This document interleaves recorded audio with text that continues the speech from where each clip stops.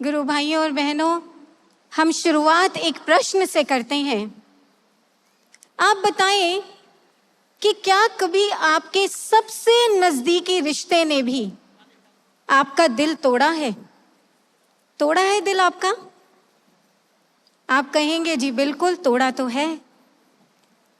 एक फिलॉसफर कहता है, संसार में ये जो बार बार दिल टूटना है, ये प्रूव करता है कि हमारे अंदर जो एक सच्चे प्यार की चाहत है, वो उसका जो स्टैंडर्ड है वो इतना ऊंचा है, इतना ऊंचा कि संसार का कोई भी इंसान अपनी लिमिटेड ह्यूमन कैपेसिटी से उस पर खरा उतर ही नहीं सकता।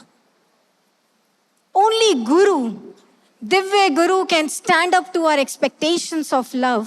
सिर्फ एक दिव्य गुरु ही है जो सच में प्रीत की एक सच्ची रीत निभाने का सामर्थ्य रखते हैं। कैसे? आइए भाइयों बहनों, आज हम एक डीप एनालिसिस करते हैं गुरु के दिव्य प्रेम पर, कि गुरु का प्रेम होता कैसा है। पहला एनालिसिस देखिए, आप संसार में जिन्हें चाहते हैं, जो आपके अपने हैं, वो आपके दुख दर्दों में तो आपके साथ खड़े हो सकते हैं, आपके बहते आंसुओं को इमोशनल सपोर्ट भी दे सकते हैं, लेकिन वो आपके हिस्से का जो दुख है, दर्द है, पीड़ा है, आंसू है, उनको बांट नहीं सकते हैं। ये सच्चाई है। और इस सच्चाई का लाइव डेमोन्स्ट्रेशन दिया था सुलस ने, जो जैन इतिहास का एक ऐसा शिष्य था, ऐतिहासिक शिष्य, जो बाय प्रोफेशन एक कसाई था। जब उसे भगवान महावीर स्वामी मिले गुरु रूप में, तो सुलस को उनसे प्रेम हो गया। और इसलिए सुलस जो है वो अपने घर वालों के पास जाकर कहता है कि सुनो, ऐसा है कि मेरे जो महावीर स्वामी है ना, वो कहते हैं अहिंसा परमो धर्मः। इसलिए आज के बाद मैं ये पशुओं को जो मार काटने वाला जो हिंसक कर्म है ना, वो मैं नहीं करूँगा। अब घर वाले उन्होंने सुना, वो चिल्लाए, अच्छा जी, महावीर तेरे ज़्यादा अपने हो गए। देख ले, फिर सुख दुख में खून के रिश्ते ही काम आते हैं, हम ही काम आएंगे। सुलस ने सुना, उसने कुठार उठाया और अपने पांव पर जोर से देकर मारा। खून की धाराएं बह गईं। सुलस दर्द से छटपटा उठा और बोला, आओ ना मेरे खून के रिश्तों, आओ और मेरे बहते इस खून को, मेरे दर्द, मेरी पीड़ा को बांट कर दिखाओ, इसे बांट कर अपने ऊपर लेकर दिखाओ, आओ ना, बांटो ना। घर वाले मौन। सुलस कहता है, सच्चाई तो ये है कि तुम सब मेरे सुख साधनों को, मेरे धन को, मेरी कमाई को तो बांट सकते हो, लेकिन मेरे दुख दर्दों को नहीं बांट सकते। और जो मेरे आज के दुख दर्द को नहीं बांट सकता, वो मेरे जन्मों जन्मों के पाप कर्म संस्कारों को तो क्या ही बांटेगा। लेकिन मेरे भगवान महावीर, अब आप ध्यान से सुने, जैन इतिहास का ये शिष्य क्या कहता है। कहता है, मम दुःखानां भोजनम करोति। मेरे महावीर गुरु, वो मेरे दुखों का भोजन करते हैं। वो अगर कुछ खाते हैं तो मेरी पीड़ाओं को खाते हैं। और पीते क्या है? मम पाप कम्माणम विषम पिबन्ति। वो मेरे पाप कर्मों के जहर को पीते हैं। इसलिए मुझे बताओ, तुम्हारा प्यार बड़ा या मेरे महावीर का प्यार बड़ा? मैं किसको ज्यादा अपना मानूं, तुम्हें या अपने गुरु महावीर को? गुरु भाइयों बहनों, हेंस प्रूव्ड दैट अपने प्यारों से भी जो प्यारा प्यार होता है, वो गुरु का प्यार होता है, गुरु का प्रेम होता है। आइए दूसरा एनालिसिस करते हैं। कहते हैं कि इस संसार में मां से बढ़कर कोई ऐसा रिश्ता नहीं है। मां जो होती है ना, वो हमारे आव भावों को देखकर भी हमारे मन की बात समझ जाती है। लेकिन सच्चाई ये है भाइयों बहनों कि माँ की ममता की भी अपनी कुछ लिमिटेशंस होती हैं। जिस माँ के शरीर से हमने जन्म लिया, उस माँ से भी हमें बचपन में दूध रोकर मांगना पड़ा था। लेकिन गुरु एक ऐसी प्यारी दिव्य माँ होती है, कोई भाव, कोई बात हमारे मन में बाद में आता है, कोई इमोशन हमारे मन में बाद में आता है, उन तक पहले पहुंच जाता है। गुरु महाराज जी को पहले पता चल जाता है कि मेरे इस बच्चे को इस समय मेरे इस प्यार की, मेरे इस सहारे की जरूरत है, मेरे इन वचनों की, मेरे इन प्रेरणाओं की भूख लगने वाली है, और वो उस खुराक का पहले ही प्रबंध कर देते हैं। ऐसा ही होता है। आपको मैं एक रीसेंट अनुभव बताती हूँ भाइयों बहनों। अभी पीछे ऑस्ट्रेलिया मेलबर्न में पीस प्रोग्राम्स हुए, तो वहां पर एक पिताजी ब्रह्म ज्ञान की दीक्षा लेने के लिए आए। तो जैसे दीक्षा के दौरान उनकी दिव्य दृष्टि खुली, तो उन्हें अंतर जगत में प्रथम दर्शन हुआ दिव्य गुरुदेव श्री आशुतोष महाराज जी का। और उसके बाद महाराज जी चोले बदल बदल कर कभी सत्संग सुनाते हुए, कभी झूले पर बैठते हुए, कभी चलते हुए महाराज जी उन्हें दिखाई देने लगे। अनहद नाद की अनुभूति में भी उन्हें महाराज जी के ही स्वर सुनाई दिए। मतलब महाराज जी ने उन्हें दर्शन दे देकर निहाल कर दिया पूरे दीक्षा के दौरान। हमें बड़ी हैरानी हुई कि इतनी कृपा।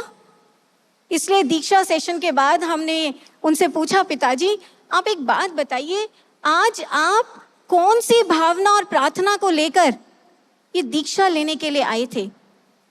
पिताजी कहते हैं, एक बाप के कंधे के लिए जो सबसे भारी बोझ होता है, मैंने वो बोझ 2-2 बार उठाया है। उन्होंने अपने 2-2 जवान बेटों के मृत शवों को कांधा दिया था। वो कहते हैं कि मैं यहाँ पर कोई प्रार्थना लेकर नहीं आया था, मैं दिल में दुखों का पहाड़ लेकर आया था। और लेकिन मेरे गुरु महाराज ने आज मेरा मन खुश कर दिया। कहते हैं मैं कई सालों से हंसना तो दूर में मुस्कुराया भी नहीं था, लेकिन आज गुरु महाराज जी ने मुझे इतने दिव्य दर्शन देकर मेरी आत्मा को तृप्त कर दिया। अब देखिए भाइयों बहनों, पिताजी के बिना मांगे, बिना कहे उस गुरु रूपी माँ को पता है कि कैसे मेरे बच्चे को एक प्यार भरा सहारा चाहिए। महाराज जी ने उन्हें प्यार भरा सहारा दिया कि मैं तेरा अपना हूं और मैं तेरे साथ तेरा बनकर हमेशा हमेशा तेरे साथ रहूंगा। चोले बदल बदल कर आए, माने हर रंग में, हर रूप में, हर स्वरूप में, मैं हर रिश्ता मैं निभाऊंगा तेरे साथ। शब्दों में कैसे बयां करें उसकी रहमत के अफसाने, शब्दों में कैसे बयां करें उसकी रहमत के अफसाने। वो आत्मा का चिरसंगी है, दुनिया के रिश्ते हैं मन माने। वो सांस सांस संग चलता है, उसका धनी कोई विशाल नहीं। वो सांस सांस संग चलता है, उसका धनी कोई विशाल नहीं। मैं उसके कर्म से जीता हूँ, कैसे कह दूं उसको मेरा ख्याल नहीं। गुरु भाइयों बहनों, इतना ख्याल रखने वाली बड़ी प्यारी दिव्य अंतर्यामी माँ होता है गुरु। आइए अब तीसरा एनालिसिस करते हैं। देखिए, इस संसार की एक बड़ी डिफिकल्ट सिचुएशन है, और वो ये कि अकेले रहना, लोनली रेस में रहना, बिना किसी के साथ के, बिना किसी के सहारे के। और इसीलिए आपको बताएं, आजकल चाइना, जापान जैसे देशों में प्रति घंटे के हिसाब से रिश्ते खरीदे जा रहे हैं। किसी को 5 मिनट गले लगाने के लिए, किसी के साथ बैठकर चाय पीने के लिए, किसी के साथ पार्क में टहलने के लिए, थोड़ी बर्थडे बनाने के लिए लोग हजारों हजारों डॉलर्स खर्च रहे हैं। लेकिन श्री अरबिंदो कहते हैं कि प्यार उसे नहीं कहते जो सिर्फ कुछ घंटों, कुछ सालों के लिए खरीदा जा सके। प्यार उसे भी नहीं कहते, ध्यान से सुनिए, प्यार उसे भी नहीं कहते जो सिर्फ जीवन भर का साथ निभाए। फिर प्यार कहते किसे हैं? श्री अरबिंदो कहते हैं, love is an emotion with intensity and eternity. प्यार वो है जो हर मोमेंट इंटेंस होता जाए, और इतना इंटेंस जो कभी खत्म ना हो, टिल इटर्निटी, जन्मों जन्म तक। और भाइयों बहनों, ऐसा प्यार निभाने वाला रिश्ता आपको संसार में तो कहीं नहीं मिल सकता।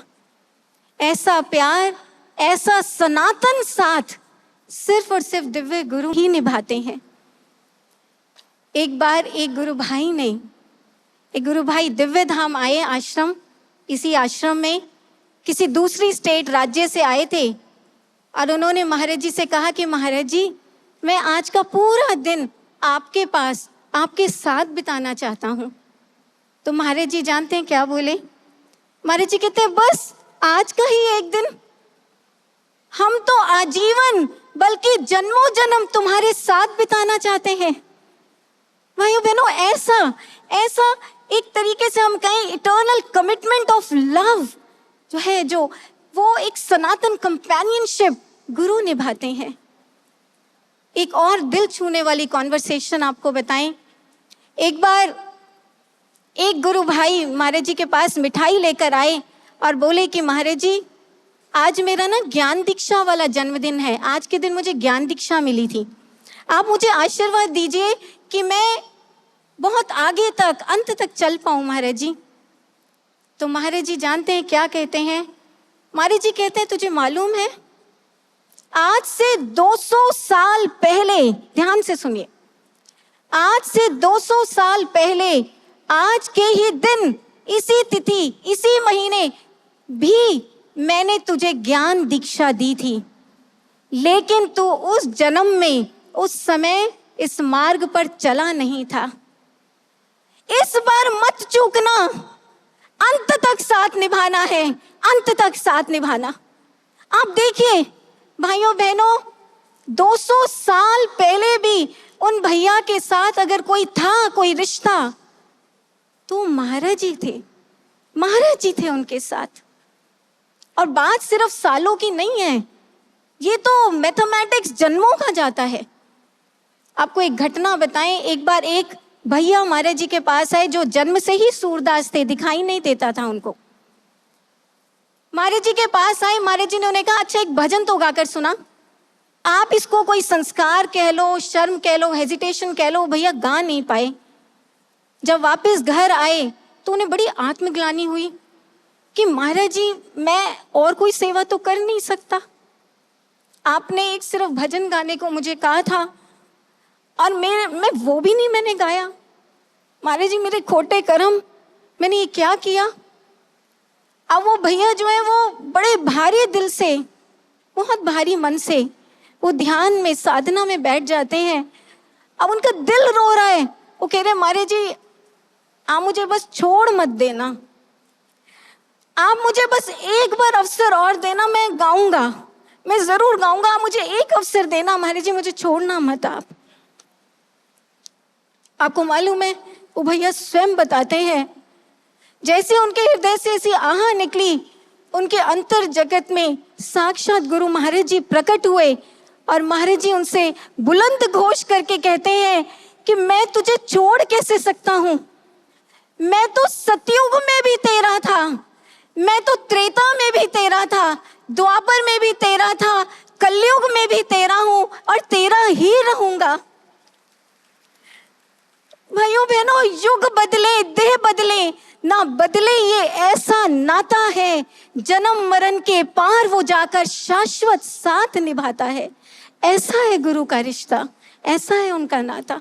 और हमारी, आप देखिए हमारी विडंबना, इस युग युगीन शाश्वत परमानेंट रिलेशनशिप रिश्ते को छोड़कर हम संसार के क्षणभंगुर रिश्तों के लिए सारी जिंदगी खपा देते हैं।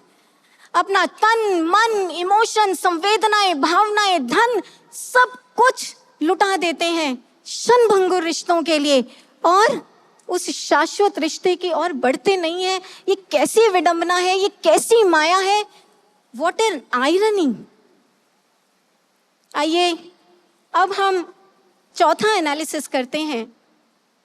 देखिए, हमारे मन में, सबके मन में कहीं ना कहीं एक छुपी हुई शिकायत रहती है, सबके मन में रहती है।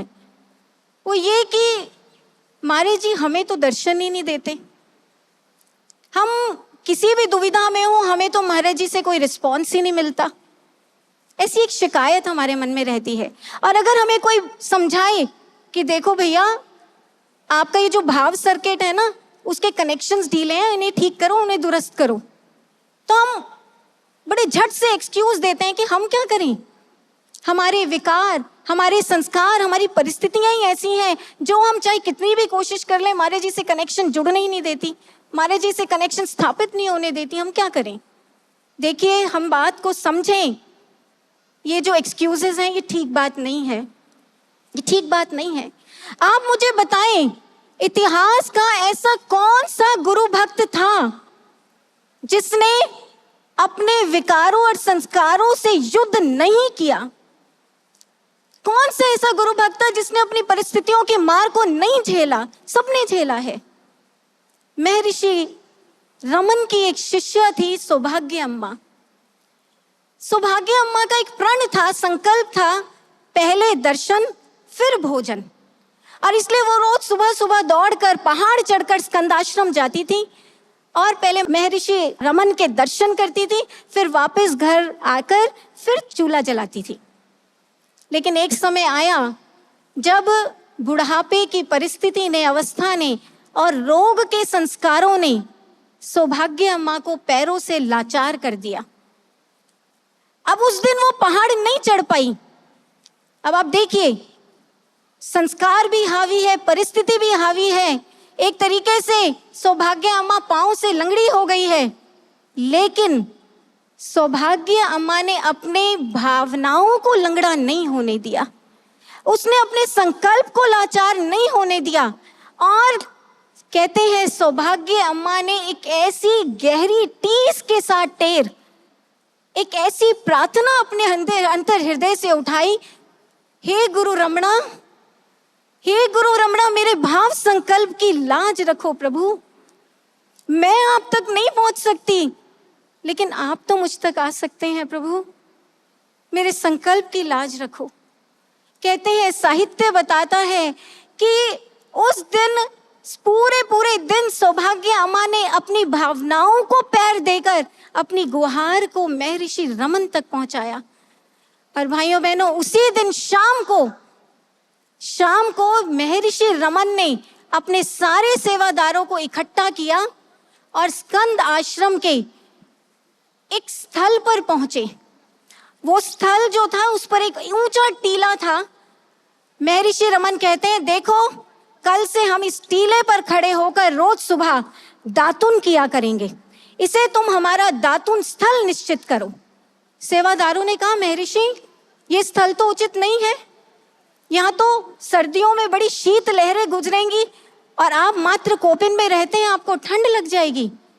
बारिशों के दिनों में ये इसकी मिट्टी चिकनी है, पांव फिसलने का डर होगा। लेकिन महर्षि रमन ने सेवादारों के सुझावों को सुनकर भी अनसुना कर दिया। जानते हैं क्यों?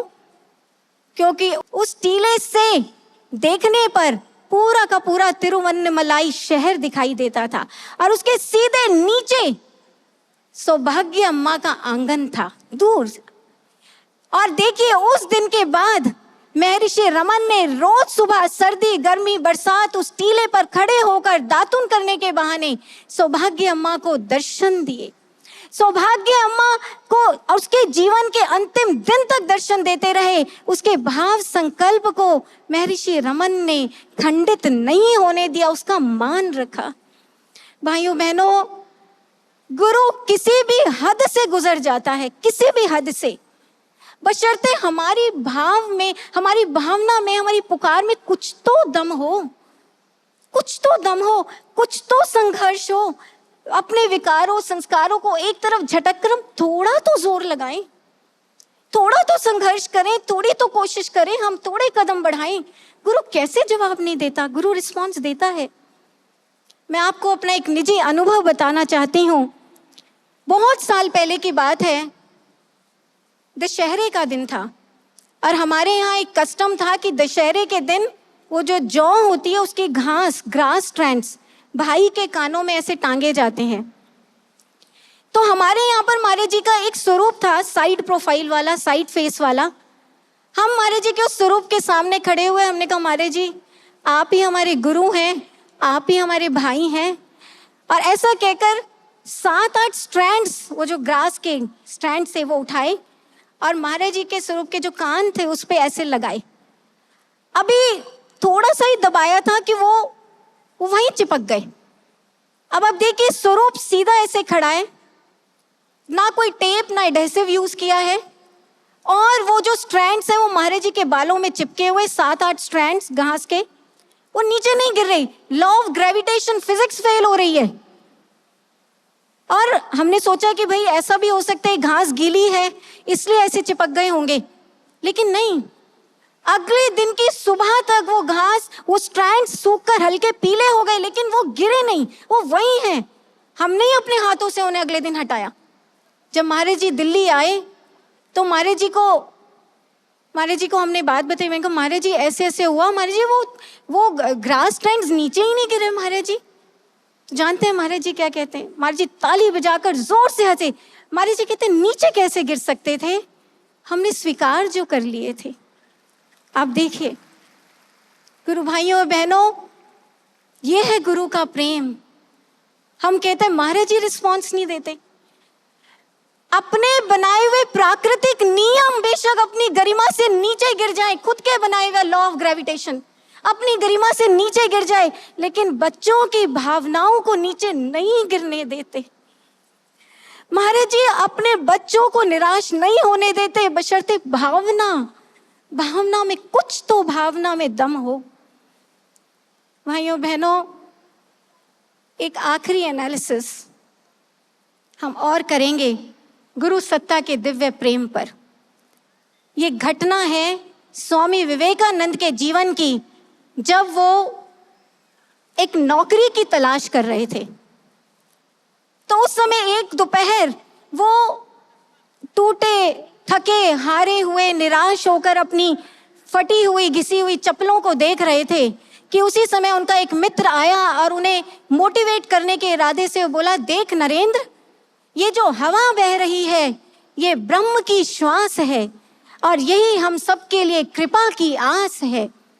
तो नरेंद्र झुंझला गया। वो कहते देख ऐसा है, ये जो तू तेरे घुमावदार लच्चेदार कविता है ना, ये तू अपने पास रख। ये भगवान तगवान ब्रह्म तम ये सब अमीरों के चोचले हैं। मुझ जैसा गरीब भगवान जैसी लग्जरी को अफोर्ड नहीं कर सकता इस समय। और ऐसे ही आक्रोशपूर्ण बातें उसने अपने और दूसरे जहां तहां अपने दोस्तों को कह दी नरेंद्र ने। तो अब क्या हुआ, बात फैलते फैलते रामकृष्ण परमहंस के पास पहुंच गई। ठाकुर, आपका शिष्य वो जो नरेंद्र है ना, वो नास्तिक हो गया है, वो भगवान के अस्तित्व को नकार रहा है। अब ठाकुर गुरु क्या कहते हैं? कहते नरेंद्र और नास्तिक कैसी बातें करते हो? अरे महामूर्खा नंदो, ये जो मेरे सारे दिख रहे हैं ना, मेरे आसपास सारे शिष्य, इनमें से कोई 10 पंखड़ियों वाला कमल का फूल है, कोई 20 पंखड़ियों वाला कमल का फूल है, कोई 100 पंखड़ियों वाला कमल है, लेकिन मेरा नरेंद्र 1000 पंखड़ियों वाला सहस्त्रदल कमल है, जिसमें साक्षात ब्रह्म निवास करते हैं। उसमें ब्रह्म समाये हुए हैं, ना ब्रह्म उसे छोड़ सकते ना वो ब्रह्म को छोड़ सकता। और तुम कहते हो वो नास्तिक हो गया? लेकिन ठाकुर, वो तो भरी सभाओं में ईश्वर के नाम पर प्रश्न चिन्ह उठा रहा है। ठाकुर क्या कहते हैं? देखिए गुरु की दृष्टि कैसी होती है। गुरु की दृष्टि कहां तक जाती है आपके भीतर। गुरु कहते हैं, ठाकुर कहते हैं, अरे नहीं, ऐसी बात नहीं है। वो दरअसल ना इन दिनों अपनी किस्मत से रूठा हुआ है, वो अपने भाग्य से रूठा है। इसलिए वो भाग्य विधाता के लिए ऐसा रूखा सूखा बोल देता है। लेकिन देखना, मेरा यही नरेंद्र एक दिन पूरे विश्व में ब्रह्म ज्ञान का डंका बजाएगा। तुम देखना, मेरा नरेंद्र ब्रह्म ज्ञान का डंका बजाएगा। ये गुरु की दृष्टि है भाइयों बहनों। समझे ना समझे कोई मुझे, मेरा सतगुरु अकेला काफी है। समझे ना समझे कोई मुझे, मेरा सतगुरु अकेला काफी है। दुनिया ने नजरों से गिराया बहुत, उसकी नजरे करम की ऊंचाई काफी है। भाइयों बहनों, संसार कितना भी आपको नजरों से गिरा दे, गुरु आपको नजरों से नहीं गिराते और ना गिरने देते हैं। जिंदगी की वो परिस्थितियां जब आप अपने आप को बिल्कुल टूटा बिखरा हुआ पाएं, आप पाते हैं कि मैं बिल्कुल हार गया हूं जिंदगी का रण क्षेत्र, और आप इतने थक जाएं, अपने आप से रूठ जाएं आप। ऐसे में आप संसार को तो दुश्मन बना ही लेते हैं, आप खुद के भी दुश्मन बन जाते हैं। और ऐसी स्थिति में भाइयों बहनों, जब हम खुद अपने शत्रु बन जाएं, खुद को नीचे गिराने पर उतारू हो जाएं, उस समय अकेला एक सद्गुरु होता है जो हमारा मित्र बनकर खड़ा होता है। सिर्फ एक सद्गुरु जो हमें नीचे गिरने नहीं देता है। जब हम खुद अपनी अच्छाई सच्चाई अपने अस्तित्व को लेकर कंफ्यूज्ड हो कि हमारा क्या बनेगा, हमारा कुछ होगा भी या नहीं होगा, उस समय भी हमारे महाराज जी हमसे कहते हैं, नहीं नहीं, तुझे तो अभी आगे चलकर बहुत महान महान कार्य करने हैं, तुझे तो अभी बहुत कुछ करना है। एक बार एक गुरु भाई ने महाराज जी से कहा कि महाराज जी, मैं अब इस भक्ति मार्ग पर, इस समर्पण के रास्ते पर नहीं चल पाऊंगा, मुझे क्षमा करें आप। महाराज जी कहते हैं, कैसे नहीं चल पाएगा? अरे तू नहीं जानता, मैं जानता हूं, तेरी तो रग रग में भक्ति बसी हुई है। ये गुरु की दृष्टि है भाइयों बहनों, ये गुरु की दृष्टि है। जहां हम अपने आप के नहीं रहते, गुरु हमारा बन जाता है। सच बात है, जो हम अपने आप को भी इतना नहीं जानते, जो हमसे ज्यादा हमको जानता है, हमसे ज्यादा हमें समझता है, हमसे ज्यादा हमारा अपना होता है, हमसे ज्यादा हमारी भलाई के लिए सोचता है, हम भी अपने आप को इतना प्यार नहीं करते जितना प्यार वो हमें करता है। उसे ही कहते हैं गुरु, उसे ही कहते हैं सदगुरु, और उसे ही इस युग में कहते हैं दिव्य गुरु श्री आशुतोष महाराज जी। एक बार एक साध्वी दीदी ने एक भजन गाया, जरा तो इतना बता दो प्रियतम, लगी ये कैसी लगा रहे हो, मुझी में रहकर मुझी से अपनी ये खोज कैसी करा रहे हो। महाराज जी ने उन्हें सत्संग के बाद बुलाया। महाराज जी कहते हैं, ये प्रियतम किसे कहते हैं? दीदी ने कहा, महाराज जी गुरु को प्रियतम कहते हैं। महाराज जी ने कहा, गुरु को प्रियतम क्यों कहते हैं? दीदी ने कहा, महाराज जी तो आप बताएं। महाराज जी कहते, देखो कुछ लोग होते हैं इस संसार में जो आपके प्रिय होते हैं, आपके मित्र संबंधी, आपके परिवारजन, लेकिन गुरु होता है प्रियतम, जो तम में भी, अंधकार में भी, घोर अंधेरे में भी आपका प्रिय करने का इरादा रखता है, संकल्प रखता है, तैयार रहता है। गुरु ऐसा प्रियतम होता है भाइयों बहनों, ऐसा प्रियतम। हमारे अंदर की घोर अंधेरे को छांट कर काट कर वो ऐसे दिव्य संस्कार को हमारे अंदर उभार कर लाते हैं उस समय जब घोर अंधेरा होता है, और हमारी साधकता को फिर से जिंदा कर देते हैं। गुरु ऐसा प्रियतम होता है। इसलिए भाइयों बहनों, अंत में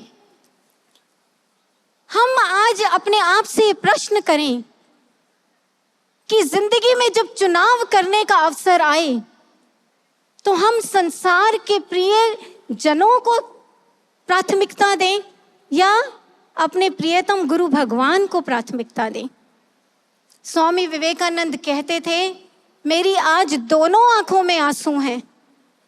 मेरी एक आंख रोती है अपनी माँ को देखकर, जिसको मैं एक बिना छेद वाली एक नई धोती साड़ी ना आज तक दे सका।